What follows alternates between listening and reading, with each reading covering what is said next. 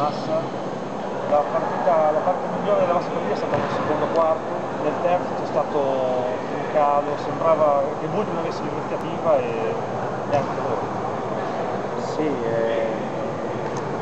purtroppo in una situazione difficile come quella che stiamo vivendo per infortuni e anche difficoltà tecniche, oggi purtroppo si è sommata anche l'assenza all'ultimo momento di Espa, il virus che l'ha tenuto a letto, in questo momento con una squadra in difficoltà, ma del valore tecnico di Budino non ci possiamo permettere di regalare anche Fabio. Questo ci ha messo in difficoltà da subito perché in questo momento è il nostro terminale di riferimento.